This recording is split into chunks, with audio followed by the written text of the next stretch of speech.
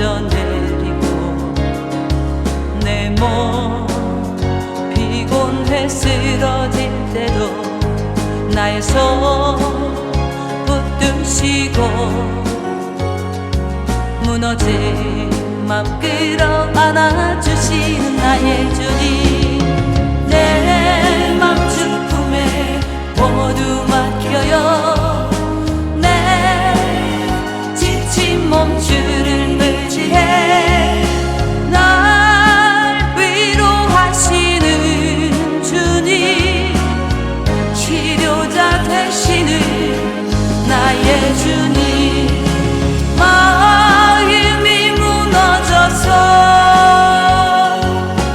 내려놓일 때 육신이 힘들어도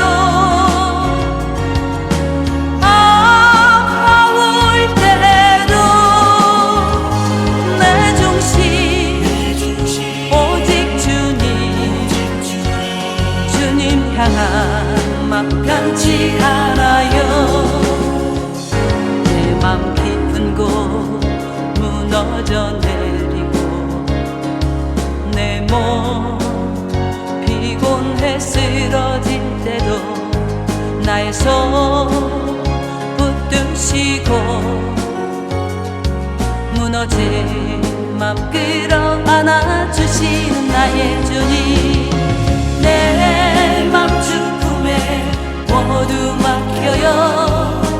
내 지친 몸줄을 의지해 날 위로하시는 주님, 치료자 되시는 나의 주님, 마음이 무너져서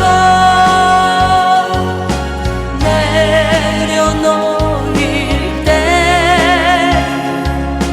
육신이 힘들어도 아파올 때도 내 중심 오직 주님 향한 맘 변치 않아요.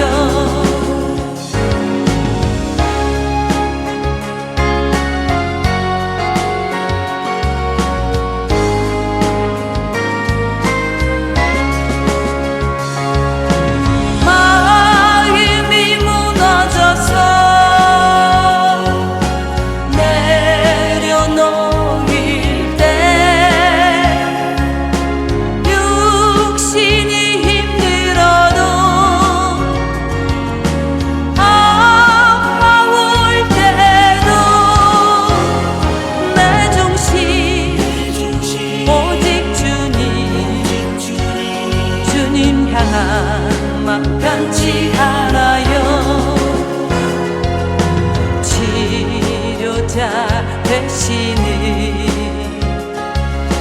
나의 주님, 치료자 되시는 나의 주님.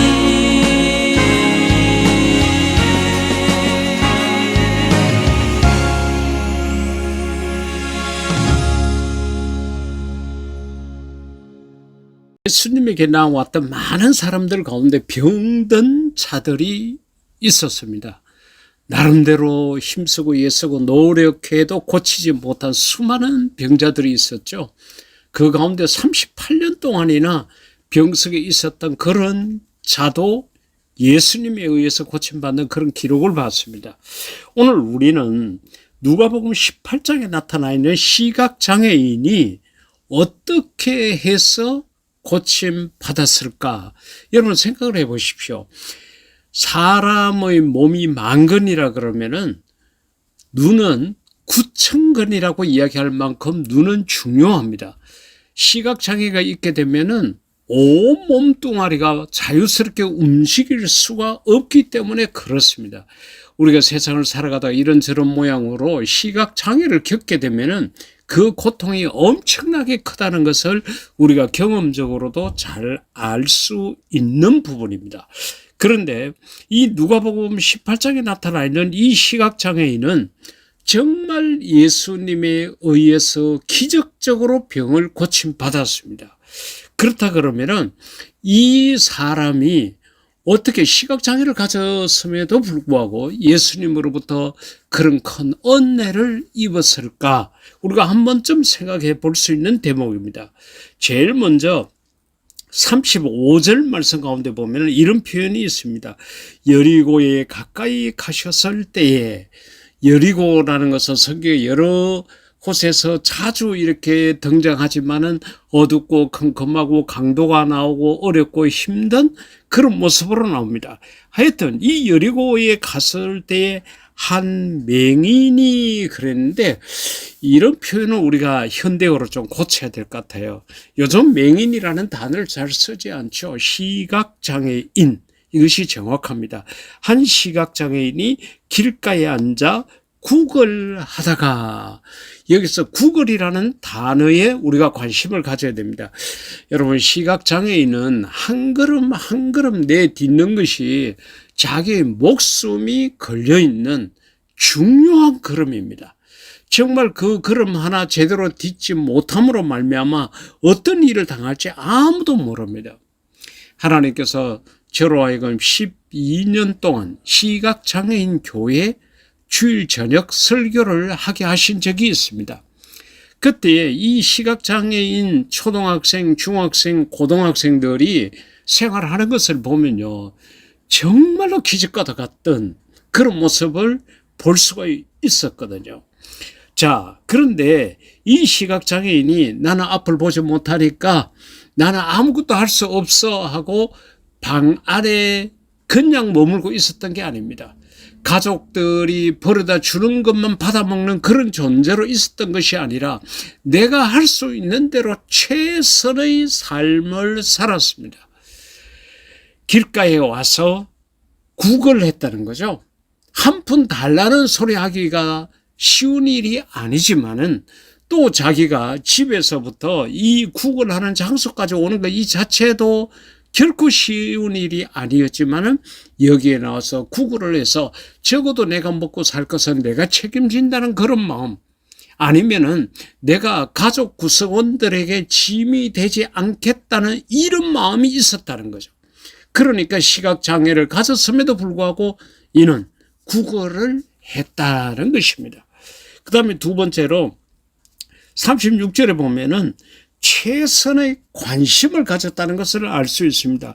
무리가 지나감을 듣고, 그러니까 여기서 무리라는 것은 평상시에 이 시각장애인이 귀로 들었던 발자국 소리보다, 사람들이 웅성거리는 소리보다 훨씬 많은 용량의 소리를 듣고, 그리고 그 사람들이 지나가면서 이런저런 하는 말에 궁금증이 생겼습니다. 그러면은 이 사람들이 조금 있다가 지나가면 이제 좀 조용하겠지, 이렇게 있을 수가 있었는데, 그런데 이 시각장애인은 이 도대체 무슨 일이냐고 그들에게 물어봤다는 거죠. 여쭈어봤다는 겁니다. 이게 도대체 무슨 일입니까? 평상시보다 사람들이 많이 가고 내 코로 내 입으로 매캐한 그런 먼지들이 막 들어오고 있는데 도대체 무슨 난리가 난 겁니까? 물었다는 거죠. 여러분, 우리가 이런저런 모양으로 많은 신앙 간증을 듣잖아요. 하나님의 은혜로 이렇게 병고침을 받았다, 아니면 나의 필요를 하나님께서 채워주셨다. 그럴 때에 그것을 그냥 듣고 흘려버리지 말고 도대체 어떻게 해서 그런 은혜를 입었느냐고 내가 관심을 갖고 물어보고, 나도 그와 같이 되기를 소망하는 마음들이 우리 속에 있어야 되겠죠. 최선의 관심을 가지고 적극적으로 물어봤습니다. 그리고 38, 9절 말씀 가운데 보면은 이 나사렛 예수가 지나간다는 말을 듣고 시각장애인이 외쳐 이르되 다윗의 자손 예수여. 여러분, 아무나 예수님을 다윗의 자손이라고 말할 수 없었습니다. 왜냐하면 이건 구약 성경을 배우지 않고는 이런 믿음이 나올 수가 없는 거예요. 보통 예수님을 향해서 주여, 랍비여 이런 식으로 이야기를 많이 했지 다윗의 자손이라고 예수님을 말한 자가 그렇게 많지 않습니다. 그렇기 때문에 제일 나중에 예수님께서 이를 고쳐주고 난 다음에 내 믿음이 너를 구원했다. 이와 같이 선포하셨거든요. 그러니까 여기서 내 믿음이라는 것은 다른 것보다도 예수님을 다윗의 자손으로 믿었다는 이 믿음입니다. 이것이 이제 38, 9절 속에 있는 거예요. 다윗의 자손 예수여 나를 불쌍히 여기소서 하거늘 앞서가는 자들이 그를 꾸짖어 잠잠하라 하되 시끄럽다고 조용해라고 우리가 이 위대하신 예수님을 따라가는데 너가 그렇게 가음 지르고 이렇게 할 죄비가 아니라고 그렇게 아마 욱박질렀을 수도 있었습니다. 어떻게 됐든 간에 더 이상 예수님을 향해서 소리 못 지르도록 했는데 이 시각장애인은 더욱 크게 소리 질렀다는 거죠. 다윗의 자손 예수여 나를 불쌍히 여겨달라고 그와 같이 이야기를 한 겁니다. 그러니까 예수님께서 걸음을 멈추시고 그를 내게로 데려오라고 그와 같이 말씀하십니다. 그리고서 41절 가운데 보면은 내가 너에게 무엇을 하여 주기를 원하느냐 그와 같이 물은 거예요. 여러분 그러면은 이 시각장애인이 지금까지 하루에 수십 번 수백 번 또 했는 말이 무엇일까요? 한 푼 주십시오. 돈을 달라는 요청을 했겠죠.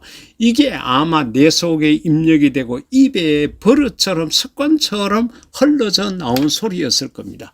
그런데 예수님에게 뭐라고 그런가 하며 주여 보기를 원하나이다.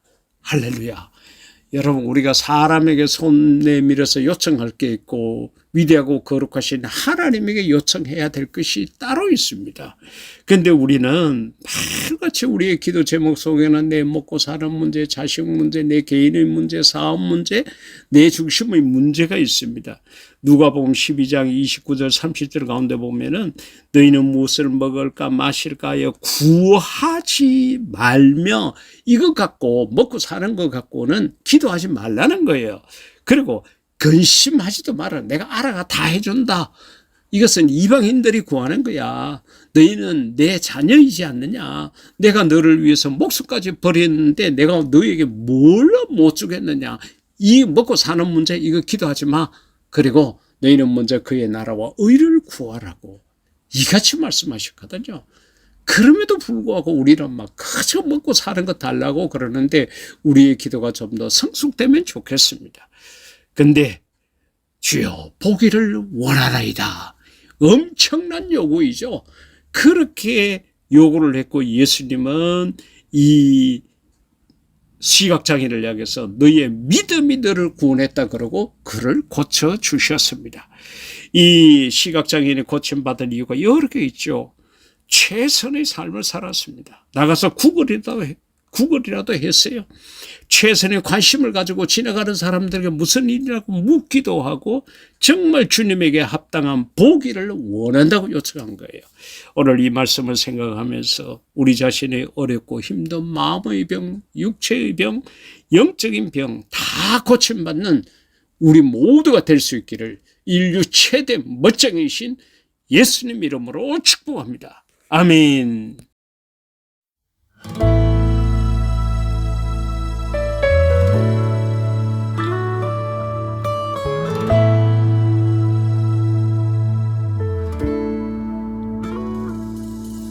주여 나를 고치소서 새롭게 만드소서 주여 나를 빚으소서 주님의 형상으로 내 안에 있는 모든 더러운 죄 씻어 주시옵소서 오 주님 이전 것은 지나고 새 피조물 되도록 은혜 부어 주소서 주여 나를 정결하게 변화시켜 주소서. 주여 나를 녹이소서. 주님의 심장으로 내 안에 있는 모든 더러운 죄 성령의 불로 태워 주소서. 이전 고슴 지나고 새 피조물 되도록 은혜 부어 주소서.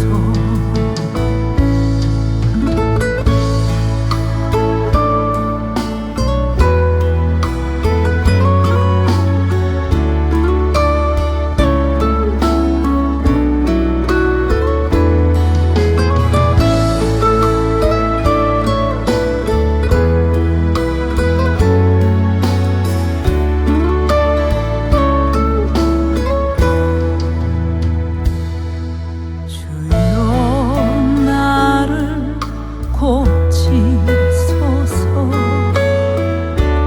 새롭게 만드소서. 주여 나를 빚으소서. 주님의 형상으로 내 안에 있는 모든 더러운 죄 씻어 주시옵소서.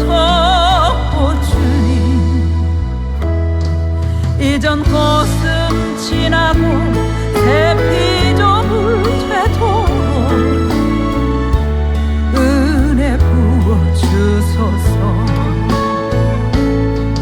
내 안에 있는 모든 더러운 죄 성령의 불로 태워 주소서. 이전 고슴 지나고 새 피조물 되도록 은혜 부어 주소서. 은혜 부어 주소서.